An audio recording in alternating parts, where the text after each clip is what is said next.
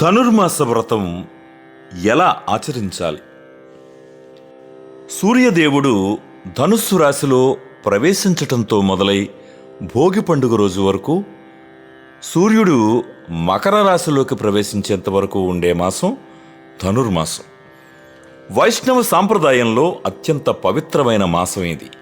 ఈ మాసమంతా వైష్ణవాలయాల్లో ప్రత్యేక పూజలు చేస్తారు. గోదాదేవి రచించిన తిరుప్పావైని ఈ మాసం రోజులు పఠిస్తారు. ముఖ్యంగా కలియుగ వైకుంఠమైన తిరుమల శ్రీ వెంకటేశ్వర స్వామి వారి ఆలయంలో ఈ నెల రోజులు సుప్రభాతానికి బదులుగా తిరుప్పావైని పఠిస్తారు. ధనుర్మాసం మొత్తం ఇంటి ముందు ఆవు పేడను కలిపిన నీటిని చల్లి బియ్యపు పిండితో అందమైన ముగ్గులు పెట్టి ముగ్గుల మధ్యలో ఆవు పేడతో చేసి పసుపు కుంకుమలు వివిధ పూలను అలంకరించిన గొబ్బిళ్లను ఉంచాలి. వీటిని గొబ్బెమ్మలు అని కూడా అంటారు. ఈ విధంగా చేయడం వల్ల కన్యకు మంచి భర్త లభిస్తాడు, సౌభాగ్యంతో కలకాలం వర్ధిల్లుతుంది అని నమ్మకం. ప్రత్యక్ష భగవానుడైన శ్రీ సూర్య భగవానుడు మేషరాశి మొదలు 12 రాశులలో సంచరిస్తుంటాడు.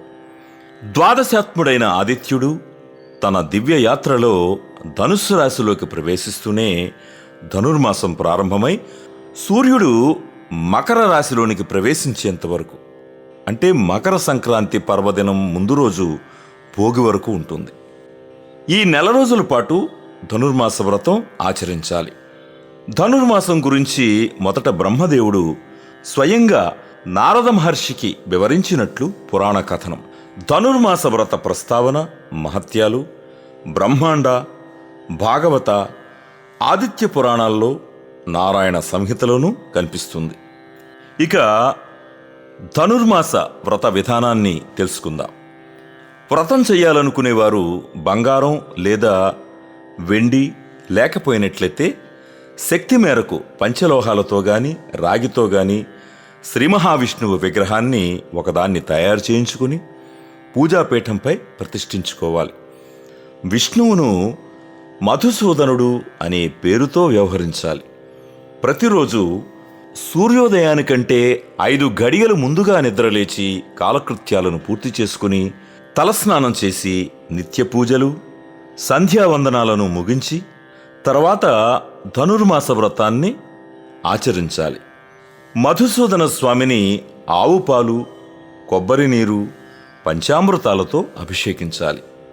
అందుకోసం శంఖాన్ని ఉపయోగించటం శ్రేష్టం. శంఖంలో అభిషేక ద్రవ్యాలను ఒక్కొక్కటిగా నింపుకొని అభిషేకం చేయాలని శాస్త్రవచనం. తరువాత తులసీ దళాలతోనూ వివిధ రకాలైన పుష్పాలను ఉపయోగించి స్వామివారిని అష్టోత్తర శతనామాలతో గాని సహస్రనామాలతో గాని పూజించాలి. నైవేద్యంగా మొదటి 15 రోజులు చక్కెర పొంగలిని గాని బియ్యం పెసరపప్పు కలిపి వండిన పులగమును గాని సమర్పించాలి. మిగిలిన 15 రోజులు దధ్యోజనం నైవేద్యంగా సమర్పించాలి. తర్వాత ధూప దీప దక్షిణ తాంబూలాలను సమర్పించి నమస్కరించుకోవాలి. మధుసూదన స్వామివారిని పూజించటంతో పాటుగా బృందావనంలో తులసిని పూజించుకోవాలి.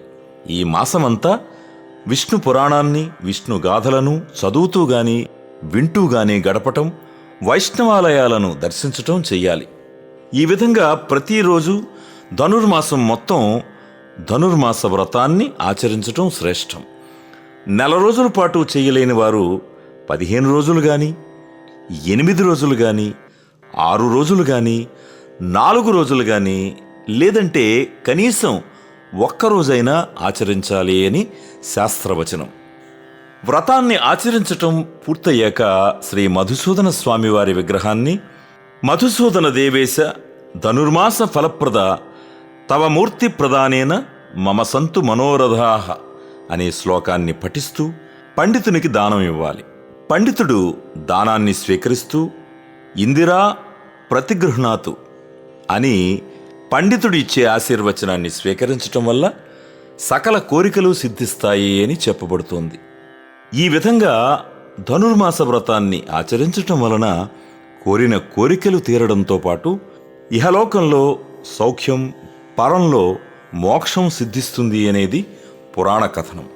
ధనుర్మాసాన్ని ఒక్కరోజు ఆచరించటం వల్ల 1000 సంవత్సరాల పాటు నిత్యం వివిధ దేవతలను ఆరాధించిన ఫలం లభిస్తుంది అనేది పండితుల అభిప్రాయం.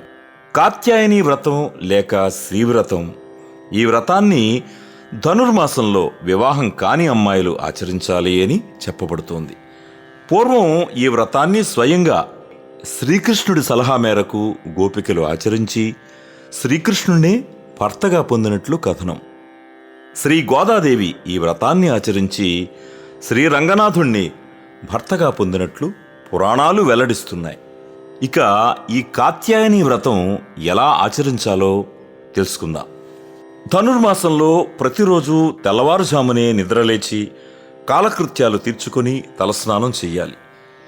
ఇంటి ముందు శుభ్రపరిచి పేడనీటితో కళ్ళాపి చల్లి బియ్యపు పిండితో ముగ్గులను తీర్చిదిద్ది ముగ్గుల మధ్యలో ఆవు పేడతో చేసిన గొబ్బిళ్లను ఉంచి వాటిని చామంతి, బంతి వంటి పూలతో అలంకరించి నమస్కరించాలి.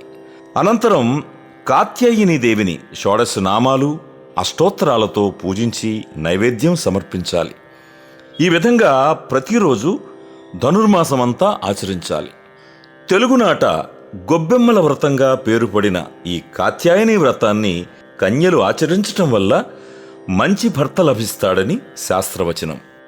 ఇక గోదాదేవి రచించిన పాసురాల ప్రస్తావనకు వస్తే ఇందులో 1 నుంచి 5 వరకు ఉన్న పాసురాలలో వ్రత విధానం గురించి, 6 నుంచి 15 వరకు పాసురాలలో తన తోటి చెలికత్తెలను నిద్రలేపి నందగోపుని గృహానికి వెళ్లడం, 16 నుంచి 17, 18 పాసురాలలో నందగోపుడు, యశోద, బలరాములను మేల్కొల్పడం, 23వ పాసురంలో మంగళాశాసనం చేయడం, 25, 26 పాసురాలలో స్వామివారికి అలంకారములైన ఆయుధాలను, పర అనే వాద్యాన్ని కోరుకుంటూ తమ శరణాగతిని అనుగ్రహించి తమ సంకల్పాన్ని నెరవేర్చమని ప్రార్థిస్తుంది.